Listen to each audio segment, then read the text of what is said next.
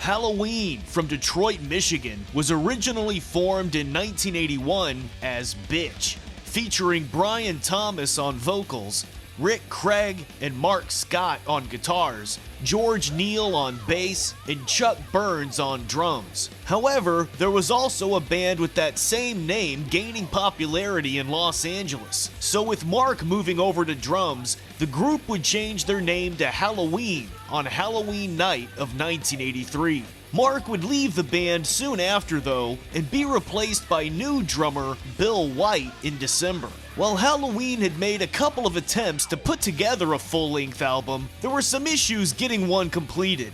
So instead, the band decided to independently press a 7-inch single called Trick or Treat in 1984. The single actually even got a music video, with kids in costume knocking on the doors to the band's lair. Trick or treat!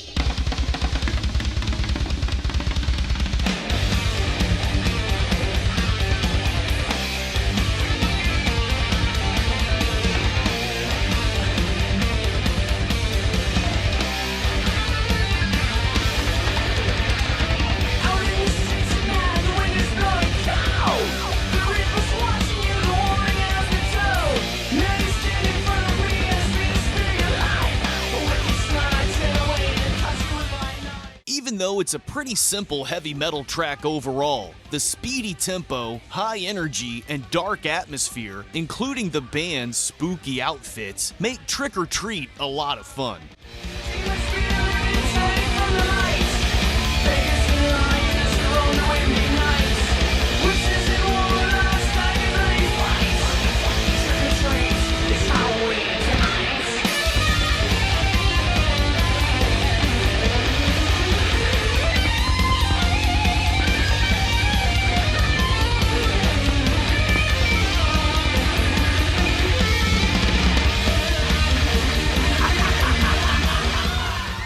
And yeah, the heavy drums and bass and a cool solo from Rick don't hurt either. But with a vinyl version of the album still being a bit too expensive, Halloween decided to distribute the tracks they'd recorded on self-dubbed cassette tapes.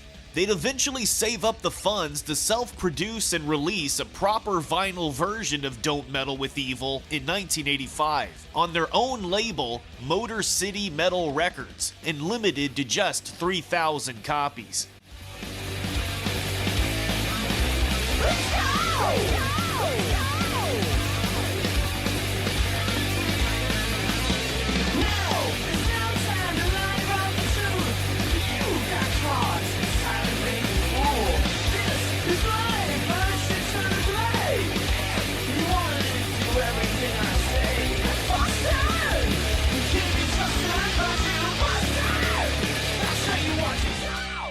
This entire album is pretty freaking great, and I'd say there's not really a weak track to be found.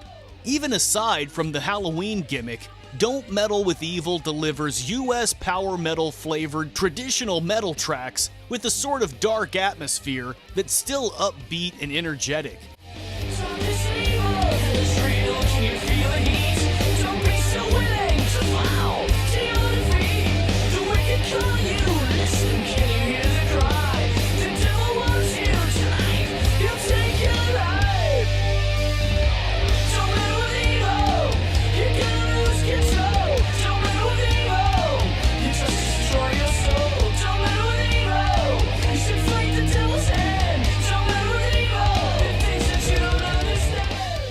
Obviously, there's a general horror theme throughout, but it never feels forced, and the lyrics are more tongue-in-cheek than shocking, giving this album the perfect tone for mid-80s heavy metal Halloween vibes. And even with the cheesy lyrics, stage props, and costumes, there are still some very catchy choruses as well, like on one of my favorite tracks, Haunted.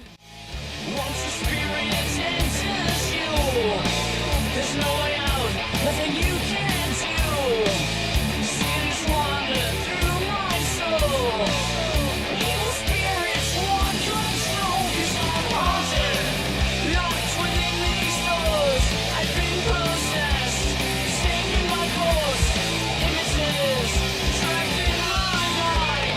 Haunting spirits left me Halloween would also put together a pretty ambitious video for the track What a Nice Place. In it, we see a line outside a theater with people buying tickets to see a movie called What a Nice Place, as the music from Halloween 3 Season of the Witch plays.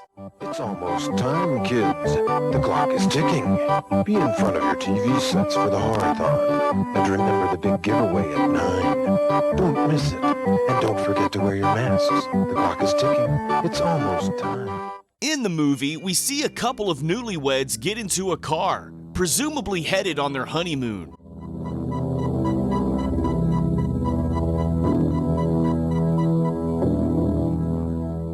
But it turns out that the guy is a total nerd when the car breaks down in the middle of nowhere. Oh no, something's wrong with the car. Now what are we gonna do? I don't know anything about these cars. Why don't you go up to this house and see if they'll let you use the phone to call my dad? I'm not going up there. Look at that place. It looks like it's right out of a horror movie. Oh, come on. You watch too much television. Forget it. I'll go up there myself. I'm not scared. So the bride, who has clearly not seen enough horror movies, decides to go up to the creepy house for help. But of course, some evil entity is watching and beckons her inside just as the song kicks in.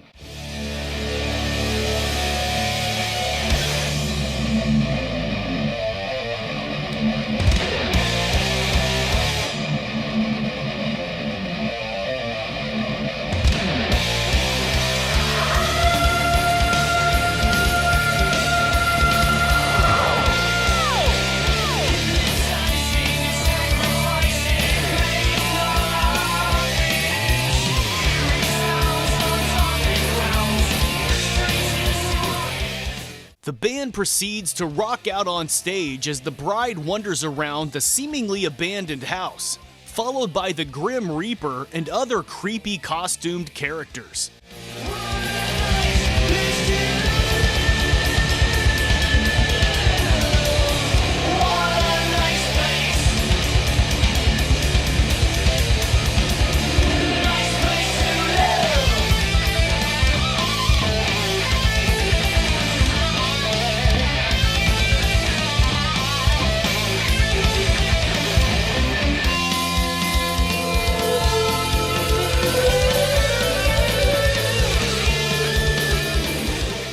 This is another kick-ass track, and actually a cover of a song by a group from New Jersey called Salty Dog, who had apparently gigged pretty heavily in the late 70s, but only ever released a single. Anyway, the nerdy groom continues waiting outside, but by the time the bride returns, now in a black dress, he's rotted away and turned into a skeleton. Halloween would go on to record their second album in 1986, but unfortunately, Victims of the Night would get shelved for over 10 years. Welcome to our dream. Welcome to our night. I can make you scream. I can make you bite. I know nothing good. Ain't we quite a sight? Why don't you stay and be our guest tonight?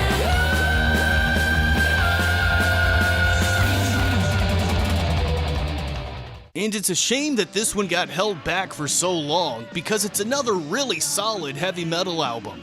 It does seem a little more mainstream-minded than Don't Meddle with Evil, and I'm not sure why they decided to lean so heavily into the electronic drums, but overall, this one is really good too, delivering some catchy choruses and cool riffs.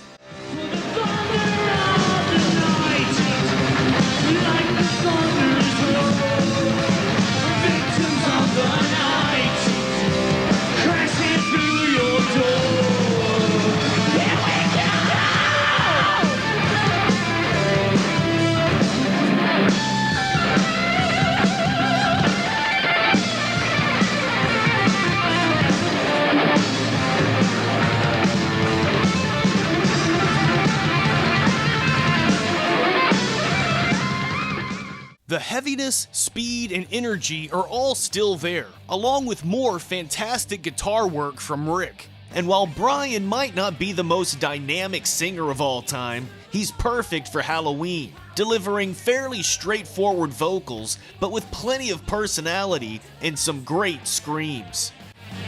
So to you, I brought a warning to your hands and legs. The book they call the Bible, that only needs it right. Children of the witches, the spirit fire's burn. It's too late to change their ways, no other way.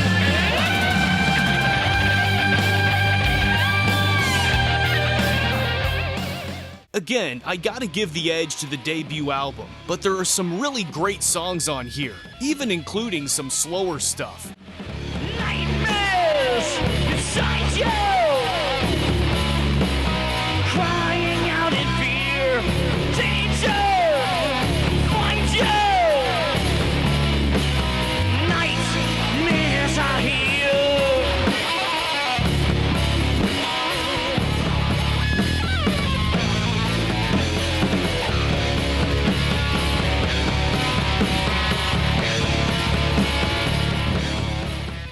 Everything just works really well together, and everyone shines on here, with heavy-ass drums, George's crazy bass technique, and more cool guitar solos.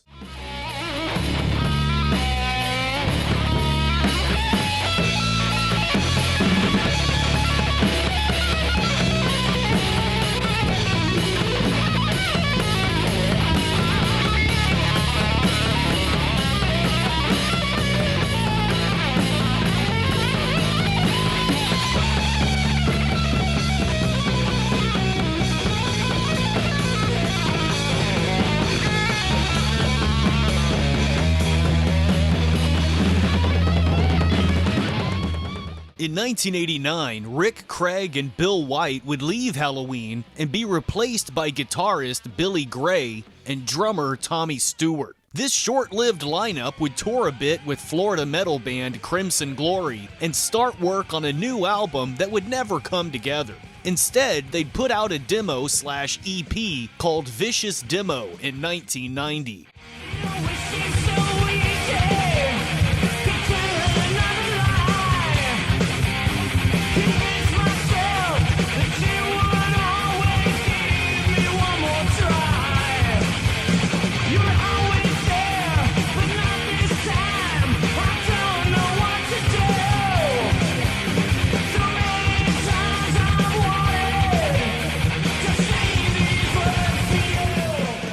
Even though this isn't a full album or even really an official release, since it was only sold on cassette at Halloween shows and the production kinda sucks, it's also freaking great. Kicking off with I Confess, which it turns out I was already a fan of without realizing it, thanks to the cover version on Cauldron's 2011 Burning Fortune album.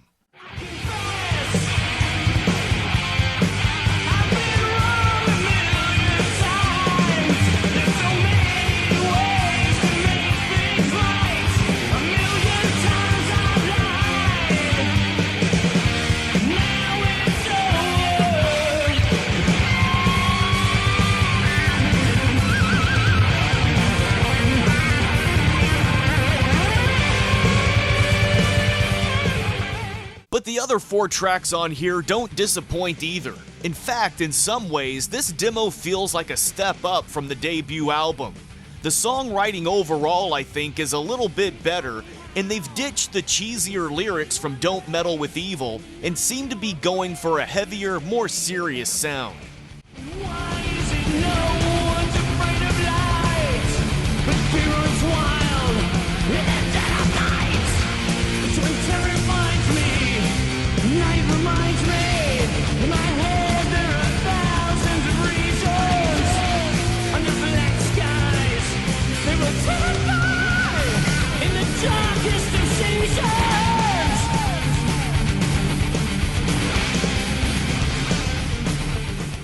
Plus, Billy Gray keeps up the high quality of guitar playing with some badass riffs and solos of his own.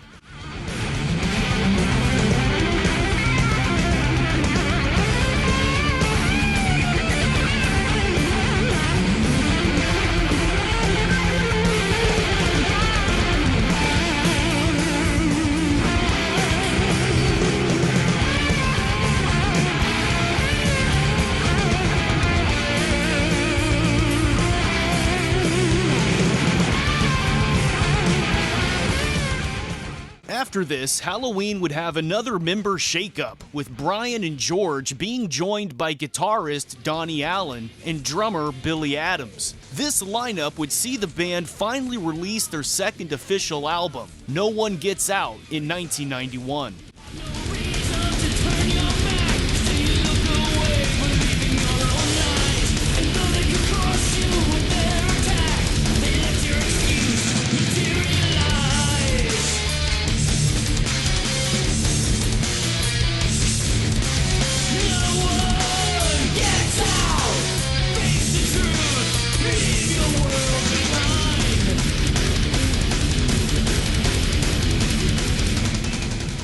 While it's less horror-focused overall, and there's obviously more of a 90s direction, which isn't quite as edgy and fun as their previous stuff in my opinion, No One Gets Out still hits all the right notes, mixing in some epic touches along with the punchy, chugging riffs.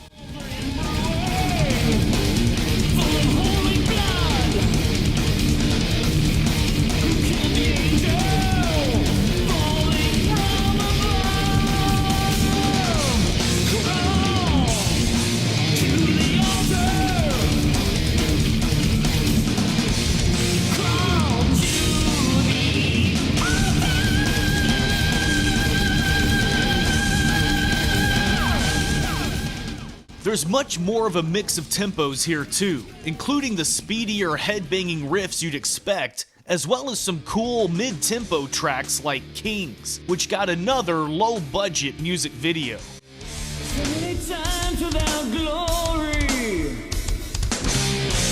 but you get up again and again. There's no end to the story.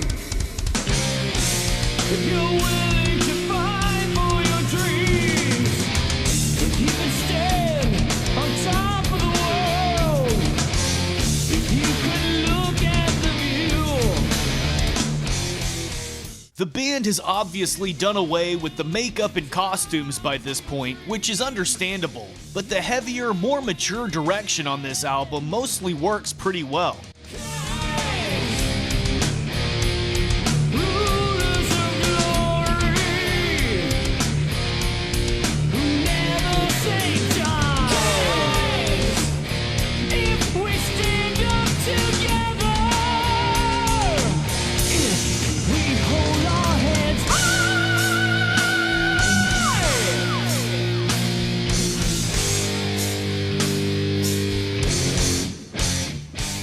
And of course, the solos are still pretty great.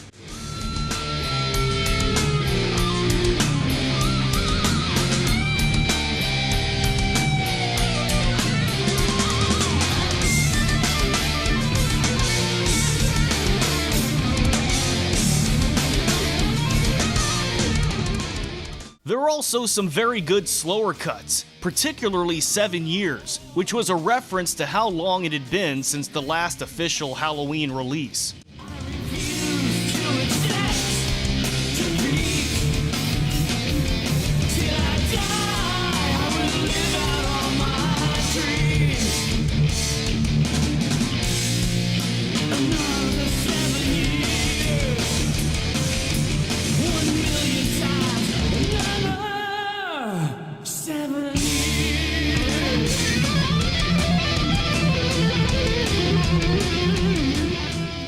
There are still some rough patches, like Sanity and Danger is a bit drawn out for my taste, and I could probably do without the cover of Detroit Rock City by Kiss, but for the most part, No One Gets Out is another solid Halloween album.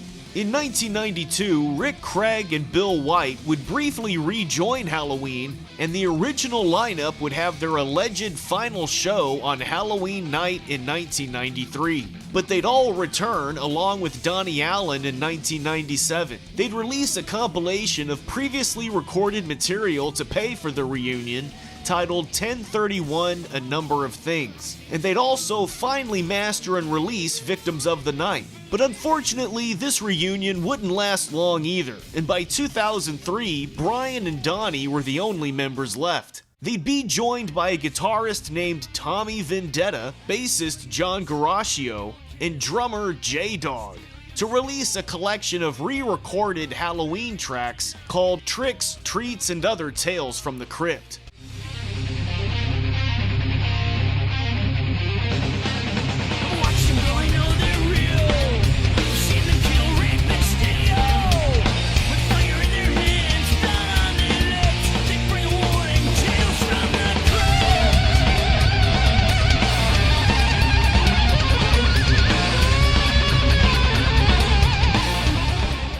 Production is pretty good, which is nice, and everyone sounds great, although Brian isn't really attempting all of the screams anymore. You can't help but draw comparisons to the earlier material though, and I prefer the original versions overall. George Neal would come back in 2004 though, and along with only Brian and Donnie Allen, this three-piece lineup of Halloween would record another demo and release a compilation of all their cover songs in 2005. Then in 2006, they'd release both an EP and a new full-length album, both on June 6th. The 6-track EP, titled Evil Pieces, includes 3 more re-recorded songs, an Alice Cooper cover, and 2 previously unreleased tracks, with Brian, Donnie, and George being joined once again by Billy Gray on guitar, as well as drummer Rob Brugg. However, Billy Gray would not be featured on the full-length release, Horror Fire. Malevolent forces on 4 horses, calling out my name. If I wait, no mistake, I'll never be the same. I wake up screaming.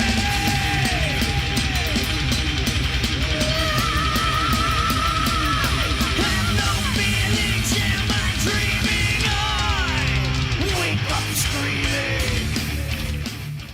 Packing in 19 tracks, 3 of which are just atmosphere and effects, and clocking in at over an hour long, Horror Fire is a bit overwhelming. The bulk of the album goes in more of a groove metal direction, and some of it is cool, but it also gets old pretty quick. However, there are a handful of tracks on here that feel more like old school Halloween, and resonated with me a lot more, like The Battle, Candles, and Halloween Night. Belongs to us. We bring you here to sell you fear. You give us all your trust. Tonight is the night of your screams. Tonight it's Halloween. Tonight beware of your dreams. We see you. No one's saying tonight it's Halloween night. So I found a lot of Horror Fire to be just okay, but the chunky groove stuff may work better for some listeners. Although, I do think you could easily cut out a good 15 minutes without anyone missing it too much. Try to feel the things they feel. Do the things they do. Live with all their obstacles. See it from their view.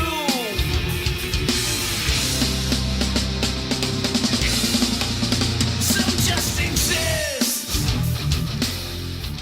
Sometime in 2008, Donnie Allen would leave Halloween and be replaced by guitarist Don Guerrier, who would also appear on their most recent full-length album, 2012's Territory.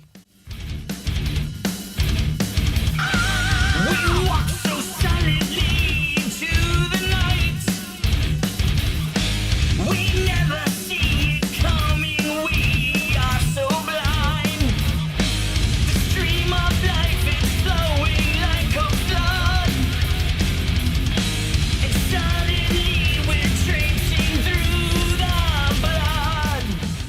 Even though it only has a mere 16 total tracks instead of 19, Territory is somehow even longer than Horror Fire, which isn't necessarily a deal breaker in and of itself, but unfortunately I found Territory to be pretty dull overall. Yourself. These evil things you dread are your demons on the shelf. You and I, we are the same. We are the same. For their eyes, we play the game.